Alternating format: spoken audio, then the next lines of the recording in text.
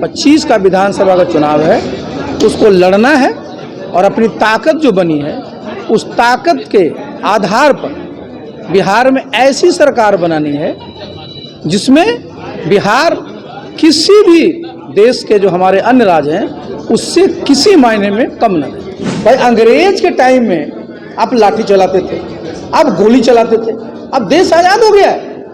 भाई कोई भी लोगों के मन में किसी चीज़ के बारे में अगर कोई अंदेशा है तो लोकतंत्र में क्या होता है। नीतीश बाबू ने बिहार में अच्छा काम किया है, लेकिन नीतीश बाबू की सीमा है ना, जो उम्र है, जो आज उनके पास लोग हैं काम करने देते हैं। हम लोग साथ में थे 2005 से 2010 का, देख लीजिए क्या बिहार था।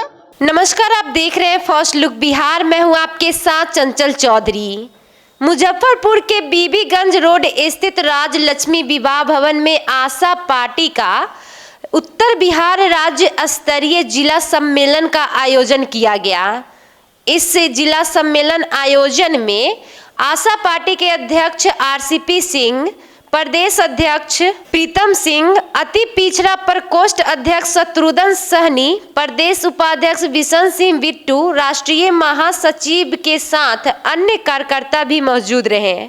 आशा पार्टी अध्यक्ष आरसीपी सिंह ने बिहार विधानसभा चुनाव के साथ ही पटना में चल रहे बीपीएससी छात्रों के आंदोलन और अन्य कई मुद्दों को लेकर क्या कुछ कहा है, पहले आप वो सुनिए। कि आज हम मुजफ्फरपुर जो हम लोग आए तो हमारा जो ये पूरा का पूरा जो हमारा उत्तर बिहार है उसके ज़िले से हमारे जिला अध्यक्षगण, हमारे प्रखंड के अध्यक्षगण, प्रकोष्ठों के अध्यक्षगण, हमारे राष्ट्रीय पदाधिकारीगण और राज्य के पदाधिकारीगण सब लोग यहाँ आए और हम लोगों ने बैठक इसलिए रखा है कि 2025 का चुनाव जो विधानसभा का बिल्कुल सामने है, तो हम लोगों ने विधान स्तर पर तो तैयारी कर ली है और हम सब कार्यकर्ताओं के सामने अपनी बात को रखे हैं कि मजबूती से कि 2025 का विधानसभा का चुनाव है उसको लड़ना है और अपनी ताकत जो बनी है उस ताकत के आधार पर बिहार में ऐसी सरकार बनानी है जिसमें बिहार किसी भी देश के जो हमारे अन्य राज्य हैं उससे किसी मायने में कम न रहे। कितने सीटों पर चुनाव लड़ने की योजना बन रही है? देखिए, अभी हम लोग इस मामले में बिल्कुल खुले हुए हैं। हमारा मानना है कि जहाँ जहाँ हमारे साथ अभी हमारे आपके प्रदेश अध्यक्ष बता रहे थे कि 164 विधानसभा क्षेत्रों से हमारे लोगों ने अपनी बात रखी है। तो हम जब चुनाव की हम लोग तैयारी कर रहे हैं, आपने देखा होगा कि हम लोग हर एक विधानसभा में सम्मेलन अभी कार्यकर्ता का करेंगे। जब कार्यकर्ता का हो जाएगा फिर विधानसभा का सम्मेलन सामान्य भी होगा, तो उसमें फिर हम तय कर लेंगे कि किस किस विधानसभा में हमारे साथी मजबूती से लड़ रहे हैं, कहाँ कहाँ हमारा जो समीकरण हम लोग सबका है वो अच्छा है, उसके आधार पर तय करेंगे। अकेले लड़ना है या फिर गठबंधन? देखिए, हमारी ताकत अभी है और हम अपनी ताकत और मजबूत कर रहे हैं और हम लोग किसी के खिलाफ नहीं, तो हम लोग सबको पसंद करते हैं। तो जो लोग हमारी ताकत के आधार पर हमारे साथ आकर के सहयोग करना चाहेंगे, हम सबका स्वागत करेंगे। दरवाजा खोल रखे हैं दोनों तरफ। दरवाजा क्या, हमारा तो पूरा दरवाजा खिड़की सब खुला हुआ। पूर्व केंद्रीय मंत्री रहे हैं बिहार में, बीपीएससी के छात्र पर जिस तरीके से सरकार द्वारा पूर्ण तरीके से लाठीचार्ज किया गया, क्या लगता है? ये बहुत ही दुर्भाग्यपूर्ण। देखिए, मैं सिर्फ पूर्व केंद्रीय मंत्री ही नहीं रहा, मैं तो डिस्ट्रिक्ट मजिस्ट्रेट भी रहा हूँ। भाई रात के समय में छात्रों पर लाठीचार्ज करा, जो चार्ज करा रहे हैं वो कौन है? सब वो सारे छात्र हैं, चाहे वो आईएएस अफसर हो चाहे पीएस अफसर हो, तो उनको अपने नेताओं को समझाना चाहिए ना। भाई अंग्रेज के टाइम में आप लाठी चलाते थे, आप गोली चलाते थे, अब देश आज़ाद हो गया है। भाई कोई भी लोगों के मन में किसी चीज़ के बारे में अगर कोई अंदेशा है तो लोकतंत्र में क्या होता है। लोकतंत्र में समस्याओं का समाधान लाठी से, गोली से, अश्रु गैस और पानी के तोप से नहीं होता। ये जो होता है वो संवाद से होता है। भाई आपको संवाद समाज के हर एक लोगों से कायम करना होता है और जो छात्र हैं उनसे तो सीधा रखना। आखिर बिहार के हमारे वो बच्चे हैं, बिहार के छात्र हैं, वो कहाँ जाएंगे अपनी बातों करने।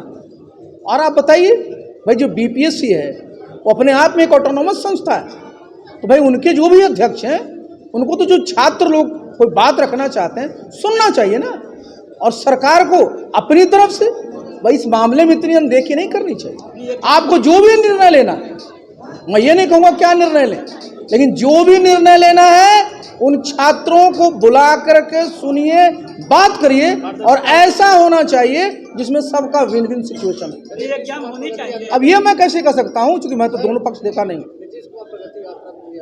तो मैंने प्रगति यात्रा के बारे में मैंने बता दिया जी कि जब देश आज़ाद हुआ था 50-51 में, आप लोग डाटा निकाल के देख लीजिए, उस समय प्रति व्यक्ति आय देश में 265 रुपये थे और बिहार में 204 रुपये थे, मतलब हुआ करीब करीब 75% के आसपास। और आज बिहार में नीतीश बाबू भी तो 20 साल से हैं, और क्या है यहाँ आज क्या है, देश में प्रति व्यक्ति औसत आय 1,82,000, अब बिहार में है 54,000, मतलब 29%। तो प्रगति हम लोग क्या हुई है, 51 में थे 75% और अभी 85 में हो गए, 2025 में हो गए 29%। तो क्या चीज़ का प्रगति? देखिए बिहार में प्रगति का मतलब क्या होता है, प्रगति किसी भी प्रोजेक्ट की प्रगति होती है। तो नीतीश सोच अच्छी है, नीतीश बाबू ने बिहार में अच्छा काम किया है, लेकिन नीतीश बाबू की सीमा है ना, जो उम्र है, जो आज उनके पास लोग हैं काम करने देते हैं। हम लोग साथ में थे 2005 से 2010 का, देख लीजिए क्या बिहार था, क्या कानून का राज था, क्या लोग काम कर रहे थे। और आज लोगों ने अवैध कब्जा कर लिया है पार्टी को, नीतीश बाबू की अब वो बची नहीं है। तो बिहार का हालत क्या है, नीतीश बाबू अगर पूरे तरह से कमांड में रहते तो छात्रों पर लाठी चलती, सवाल ही नहीं उठता है। आपका कहना नीतीश कुमार बूढ़े हो चुके हैं? बूढ़े नहीं हुए, बूढ़े तो सबको होना है, लेकिन मैं बता रहा हूँ ना कि भाई स्वास्थ्य होता है। लेकिन देखिए मैं किस बात की चर्चा कर रहा हूँ, जिस नीतीश बाबू को बिहार के लोग 2005 से 2010 तक काम करते हुए देखे थे, किसी अपराधी की हिम्मत थी कुछ करने की? बता दीजिए 2005 से 2010 में छात्रों पर लाठियां चलती थी, सवाल ही नहीं उठता। लगातार जो है नेता प्रतिपक्ष तेजस्वी यादव माई बहन मान योजना का जो है 2500 रुपया देने की घोषणा की है, वही आप भी मन से सहायता कर रहे थे कि हम भी हमारी भी सरकार बनती को देंगे, कैसे देख रहे हैं? देखिए बहुत अच्छी सोच है सभी जगह देश में। देखिएगा जितने भी प्रदेश हैं, ज़्यादातर प्रदेशों में इसके लिए योजनाएं बनाई। आखिर देखिए आप समझिए इस बात कि भाई आधी आबादी और घर चलाने का काम महिलाएं ही करती हैं। तो बिहार में 2,65,000 करोड़ का बजट है, 50% आबादी है, तो महिलाओं का हिस्सा बनता है ना 1,32,500 करोड़ पर। तो भाई एक बजट तो होना चाहिए उनके, जो सीधे उनके खाते में जाए, और जब उनके खाते में जाएगा तो उस पैसे का दुरुपयोग नहीं करेंगे, उस पैसे का सदुपयोग करेंगी, घर में अच्छी तरह से घर का संचालन करेगी, बच्चों की पढ़ाई लिखाई पर ध्यान देगी, उनके और चीज़ों का ध्यान देगी। ये तो अच्छी योजना है, मिलना चाहिए, महिलाओं को मिलना चाहिए, किसान को मिलना चाहिए, युवाओं को मिलना चाहिए, छात्रों को मिलना चाहिए, सबको मिलना चाहिए, सबका ना अधिकार है बिहार में। जैसा कि आपने सुना, आशा पार्टी अध्यक्ष आरसीपी सिंह ने कहा है कि आशा होगी सरकार में तो खुशहाली होगी बिहार में। साथ ही उन्होंने किसानों को लेकर कहा है कि किसान सम्मान निधि योजना में जितनी पैसा केंद्र सरकार उनको देती है उतना ही पैसा राज्य सरकार को भी देना चाहिए। साथ ही 6 साल हो गए और अभी तक उतना ही पैसा दिया जा रहा है। अगर हमारी सरकार सत्ता में आती है तो हम उतना ही पैसा किसान के खाते में देंगे। साथ ही उन्होंने महिलाओं के लिए कहा कि बिहार में महिलाओं की आधी आबादी है, तो बजट की आधी पैसा हमारी सरकार आते ही सीधे महिलाओं के खाते में देंगे। वहीं पटना में बीपीएससी छात्रों पर हो रहे लाठीचार्ज को अमानवीय बताया। इस खबर में फिलहाल इतना ही। देखते रहे फर्स्ट लुक बिहार। नमस्कार।